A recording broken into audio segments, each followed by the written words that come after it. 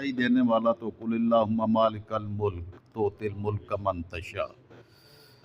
अपने महबूब को सिखाया कि मेरे महबूब मेरी बारगाह में दुआ किया करें कि ए अल्लाह, ए मेरे अल्लाह, तू ही मालिकुल मुल्क है, सारी बादशाहतों का बादशाह तू है। तो तिल मुल्क का मंतशा, तू जिसे चाहता है बादशाहतें दे देता है। वतनजुल मुल्क मिम मंतशा, जिससे चाहता है बादशाहतें छीन लेता है। ये अल्लाह की अताएँ हैं, जिसको चाहता है। बस वो आजमाइश के दौर हैं, तो बेगाने अपने आप को रब बना लेते हैं, और जो उसके मोमिन बंदे होते हैं वो जितनी ज़्यादा उसको मालिकुल मुल्क अज़मतें अता फरमाता है, वो इतने और उसकी बारगाह के साथ मुताल्लिक़ होते जाते हैं और झुकते जाते हैं। तो वो कहता था कि मैं रब हूँ।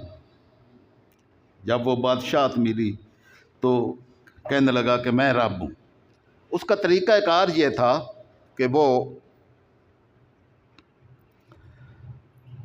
लोगों को खाने पीने के अशिया सारी उसके दस्ते कुदरत में होती थी।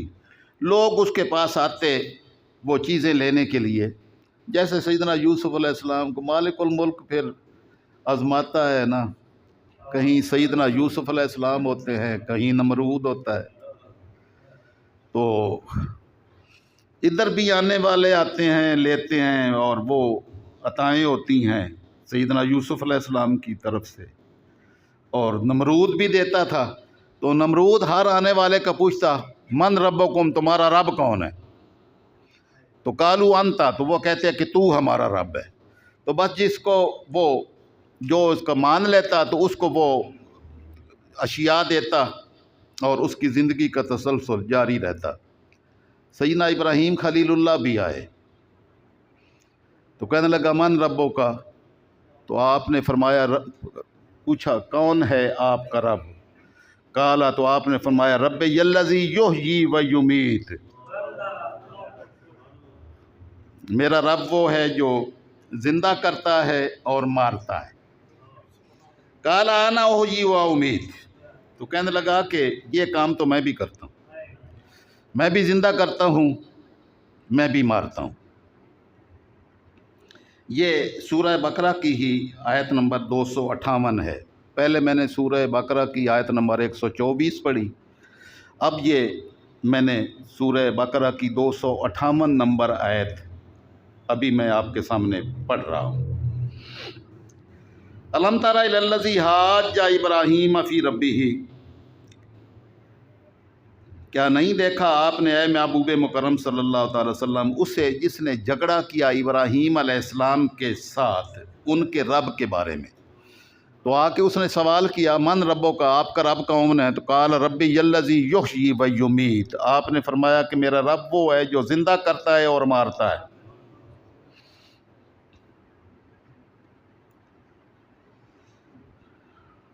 अब ये मालिकुल मुल्क ने ये उसका तज़किरा ये सूरह बकरा की 258 आयत में फरमाया कि ऐ मेरे महबूब सल्लल्लाहु अलैहि वसल्लम उस शख्स के बारे में ज़रा थोड़ा सा याद करें कि जिसने मेरे इब्राहीम खलील से मुकालमा किया था। यह मुकालमा करने वाला वही नमरूद था। अना आताहुल्लाहुल मुल्क, अब ये मुकालमे की ज़रूरत ये इसलिए पेश आई कि अल्लाह ने उसको बादशाही दी थी। मालिक ने फरमाया कि मेरे महबूब बादशाही तो हम देने वाले हैं, बस हम आजमाइश करते हैं बादशाहियाँ देकर, किसी से बादशाहियाँ छीन कर आजमाइशें करते हैं, किसी को देकर आजमाइशें करते हैं। तो ये मराहिल हैं। इंसान के पास जब कुछ इक़्तिदार का नशा आता है तो फिर उसको अपना आप याद नहीं रहता, वो ये समझता है कि मैं अब रब ही हो गया। तो वो उसने कहा मैं रब हूँ। तो इब्राहीम अलैहिस्सलाम ने इज़ काला इब्राहीम और रब्बी यल्लज़ी युहयी व युमीत, तो आपने फरमाया कि नहीं, तू मेरा रब नहीं है, मेरा रब वो है जो ज़िंदा करता है और जो जिससे चाहता है मारता है। यानी मौत व हयात जिसके दस्ते कुदरत में है, मेरा रब वो है। काला आना उहयी व उमीत, तो कहने लगा कि मैं भी ज़िंदा करता हूँ और मारता हूँ। تو اس نے کیا کیا کہ اس نے 2 بندے بلائے مجرم، ایک کو جو ہے نا قتل کروا دیا، ایک کو چھوڑ دیا۔ اس نے کہا یہ دیکھیں میں نے اس کو زندہ کر دیا، یہ دیکھیں میں نے اس کو مار دیا۔ اب ابراہیم علیہ السلام اگر فرما دیتے کہ یہ جس کو مار دیا ہے اب ذرا اس کو زندہ کر کے دکھا، تو ساری ربوبیت کا بھانڈا پھوٹ جانا تھا۔ لیکن آپ نے فرمایا کہ یہ تو احمق آدمی ہے، اس کو یہ بھی پتہ نہیں ہے کہ زندگی موت کہتے کس کے ہیں، تو زندگی موت کو چھوڑ۔ ان اللہ قال ابراہیم علیہ السلام نے فرمایا ان اللہ یاتی بالشمس من المشرق فات بہا من المغرب، میرا رب وہ ہے جو مشرق سے سورج کو طلوع کرتا ہے، مغرب میں غروب کرتا ہے، تو اور کچھ نہ کر، بس صرف حرکت چینج کر دے۔ کائنات میں ایک حرکت تبدیل، ایک شے کی حرکت تبدیل کر دے۔ فات بہا من المغرب فبہت الذی کفر، تو کافر مبہوت ہو گیا، پسینے چھوٹ گئے کہ یہ کام کیسے ہو۔ تو جو ایک حرکت تو تبدیل کرنے کا بھی مالک نہیں ہے، وہ بھی اپنے آپ کو رب کہتا ہے۔ واللہ لا یہدی القوم الظالمین۔ لیکن مالک نے یہ بیان فرمانے کے بعد فرمایا کہ اللہ رب العزت ظالم لوگوں کو ہدایت نہیں دیتا، جو اپنے ظلم پر ڈٹے رہتے ہیں اور غلطی پر اصرار کرتے ہیں، مالک ان کے لیے ہدایت کا راستہ بند کر دیتا ہے۔ اب آپ ذرا سوچیں،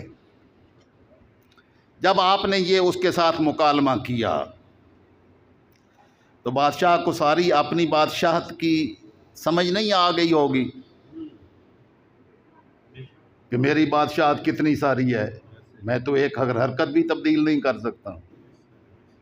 لیکن انسان سمجھنے کے لیے تیار نہیں ہے، تو ہدایت پھر صرف اسے ہی نصیب ہوتی ہے جس کے لیے اللہ ہدایت کا راستہ منتخب فرما لیتا ہے، آسان کر دیتا ہے۔ وگرنہ ہدایت کے راستے تو بہت سارے موجود ہیں، نشانیاں تو بہت ساری موجود ہیں، لیکن قسمت والوں کو وہ ہدایت کے راستے نصیب ہوتے ہیں جن کے لیے مالک الملک اپنے فضل و کرم سے ہدایت کا راستہ آسان کر دیتا ہے، اس کو سمجھ آ جاتی ہے بات کی۔ ورنہ سمجھے ہوئے تو بہت سارے لوگ ہیں۔ سید الانبیاء صلی اللہ تعالی وسلم کا چہرہ انور دیکھ کر کون ظالم ایسا ہوگا جس کو ایمان کا نور نصیب نہ ہو۔ صحابہ کرام فرماتے ہیں کہ آقا علیہ السلام دنیا میں کوئی معجزہ نہ لاتے،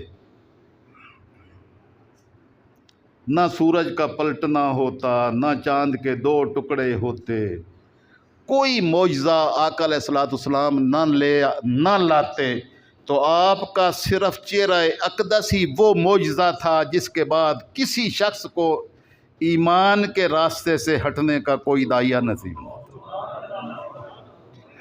کہ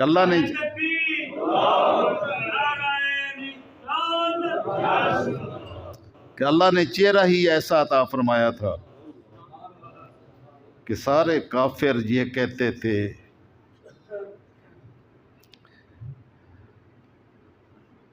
ما ھذا وجہ کذاب، کسی جھوٹ بولنے والے کا یہ چہرہ نہیں ہو سکتا۔ آقا علیہ السلام مدینہ طیبہ کے باہر ایک قافلہ پڑاؤ کیے ہوئے تھا، آقا علیہ السلام وہاں سے گزرے تو آپ کو معلوم ہے کہ وہ صحرائے عرب جو ہے وہ بھیڑ بکریوں اور جانوروں اور اونٹوں کا علاقہ تھا، لوگوں کو ساری معیشت اسی پر چلتی تھی۔ تو اونٹ، تو آپ صلی اللہ تعالی وسلم کو اس قافلے والوں کے ایک اونٹ پسند آ گیا۔ آپ نے فرمایا بیچو گے؟ کہا بیچیں گے۔ قیمت طے ہوئی، آقا علیہ السلام نے مہار پکڑی اور لے کے چل دیے۔ تو آپس میں آپ چل دیے تو پوچھنے لگے کہ آپ اس ہستی کو جانتے ہیں جس کو اونٹ دیا ہے؟ تو کہتے ہیں نہیں۔ تو انہوں نے کہا بھی آپ نے پیسے بھی نہیں لیے ہیں، بندے کو بھی نہیں جانتے ہیں، اور ان کو مہار پکڑا دی ہے اور وہ لے کے چلے گئے۔ تو اس قافلے میں ایک عورت تھی، اس نے کہا تم یہ جھگڑا کر رہے ہو کہ کیوں ان کو مہار پکڑائی، تمہیں پریشان ہونے کی ضرورت نہیں ہے، کیونکہ میں نے جو چہرہ انور دیکھا ہے نا، ما ہوا وجہ کذاب، وہ کسی جھوٹ بولنے والے کا چہرہ نہیں ہے، میں ضمانت دیتی ہوں ہاں تمہارے پیسے واپس آئیں گے۔ آقا علیہ السلام نے مدینہ طیبہ جا کر ان کی قیمت جو ہے نا وہ بھجوا دی۔ تو میرا کہنے کا مطلب یہ تھا کہ اللہ رب العزت نے سید الانبیاء والمرسلین صلی اللہ تعالی وسلم کی ذات مطہرہ کو ایسا بنا کے بھیجا ہے کہ جو ازلی بد نصیب نہ ہو، تو نبیوں کی سیرت و کردار، نبی کی ذات کو مالک الملک سب سے زیادہ خوبصورت اور حسین ترین بنا کے بھیجتا ہے۔ جتنے انبیاء کرام تشریف لائے، ہر نبی اتنا حسین تھا کہ ان کی قوم میں اتنا خوبصورت کوئی شخص نہیں تھا۔ حسین چہرہ جس کو دنیا دیکھتی ہی رہ جائے، ایسے شخص کو مالک الملک نبی بنا کے بھیجتا ہے۔ لیکن جب بد نصیبی پھوٹتی ہے، بد نصیبی مقدر بنتی ہے، تو قادیانی کو، کانے بندے کو بھی وہ لوگ تسلیم کرنے کے لیے تیار ہو جاتے۔ حیرت کی انتہا ہے کہ اس کو امام اور اس کو نبی ماننے کے لیے تیار ہو جائیں، جس کی شکل ہی نعوذ باللہ، شکل ہی اتنی گندی ہے، اتنی بدی ہے کہ مکروہ چہرے کی طرف کوئی دیکھنا بھی گوارا نہیں کرتا۔ لیکن کتنے بد نصیب لوگ جو ہے وہ ان کو بھی ماننے کے لیے اور اس کے پیچھے چلنے کے لیے تیار ہیں، اور کتنے لوگ ایسے ہوئے۔ دجال کے پیچھے بھی جو لوگ چلیں گے، دجال کانا ہوگا، کانا جیسے انگور ہوتا ہے نا، تو اس کی ایک آنکھ جو ہے نا وہ اس انگور کی طرح باہر ابھری ہوئی ہوگی۔ تو اتنا بھدا شخص اس کو خدا ماننے کے لیے تیار ہوں گے، اس کی پیروی کریں گے۔ تو کسی کا کسی کے پیچھے چلنا کوئی دلیل نہیں ہے۔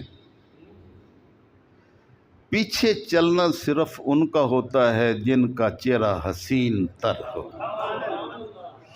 اللہ نے ہر نبی کو حسین ترین بنا کے بھیجا۔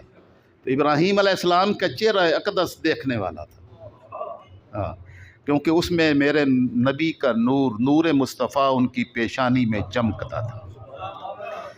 اسی نور کے صدقے میں دوزخ، وہ ان کی نمرود کی آگ جو ہے وہ گلزار بنی تھی۔ تو یہ قرآن مقدس میں اس آیت میں فَبُہِتَ الَّذِی کَفَرَ کہہ کے کہ کافر مبہوت ہو گیا، کوئی سمجھ نہیں آ رہی تھی، اب اس کا تو کوئی جواب نہیں ہے۔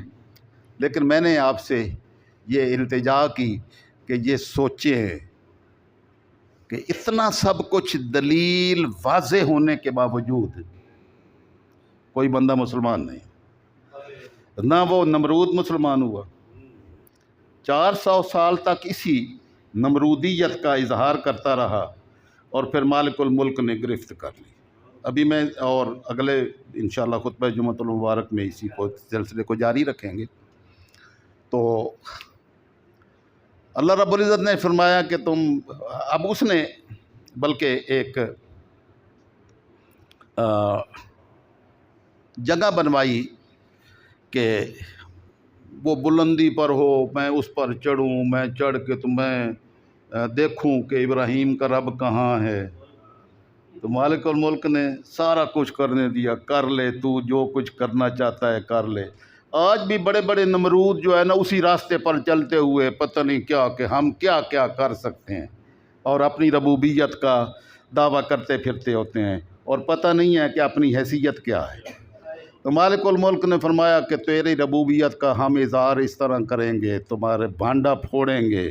اللہ نے ایک مچھر کو اس کے ناک میں داخل کیا، اب وہ 400 سال تک اس کے دماغ میں بیٹھا رہا۔ 400 साल तक उसकी सल्तनत रही और 400 साल तक मालिकुल मुल्क ने जो उसने दावे किए थे ना, वो एक मच्छर के ज़रिए दुनिया पर आगाह किया। वो मच्छर जब अंदर जाके सर हिलाता, ज़रा पर हिलाता, तो सारी वो ममलकत, सारी सल्तनत डोल जाती। तो अब वो कहता कि मुझे मारो। लोग छितरों से, हाथों से उसके चेहरे, उसके सर पर मारते। जब वो मार मार के वो थकते तो वो ज़रा थोड़ा सा आराम कर जाता, उसको थोड़ा सा सुकून आ जाता। जब वो थोड़ा सा सुकून होता तो वो फिर पर हिला देता।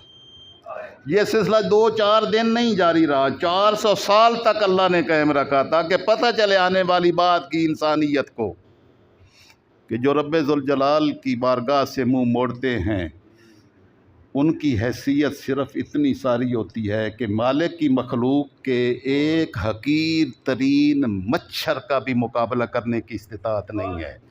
तुम्हें जो ये कुव्वतें, ताकतें, ये बादशाहतें, ये कुर्सियाँ, ये इक़्तिदार, ये सारे जो नशे तुम्हें दिए हैं, ये उसकी अताएँ हैं। तुम्हारे पास तो कुछ भी नहीं है।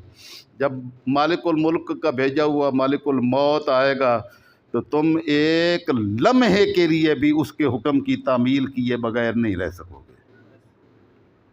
तो बस इंसान की हैसियत तो इतनी सारी है। तो मालिकुल मुल्क ने अपने अंबियाए कराम का तज़किरा फरमाया और नमरूद का भी तज़किरा किया। नमरूद ये मूसल शहर है जहाँ सैयदना यूनुस अलैहिस्सलाम का मज़ार अक़दस है। मैंने ज़ियारत की है सैयदना यूनुस अलैहिस्सलाम के कब्र अनवर की मूसल शहर में। तो अल्लाह रब्बुल इज़्ज़त ने अपने अंबियाए कराम का तज़किरा करके क़यामत तक आने वाली इंसानियत को ये सबक सिखाए कि किस तरीके से हम अपनों से प्यार करते हैं और गैरों को, उनके सीरत व किरदार को उनको भी बयान किया है, उनको निशान इबरत कैसे बनाते हैं, अपनों को इमामत का ताज कैसे पहनाते हैं और गैरों को निशान इबरत कैसे बनाते हैं। अल्लाह रब्बुल इज़्ज़त सही फ़हम की तौफ़ीक नसीब फरमाए तो फ़हम नसीब होती है, वगरना इंसान मानने के लिए फिर भी तैयार नहीं होता, सब कुछ जान कर भी।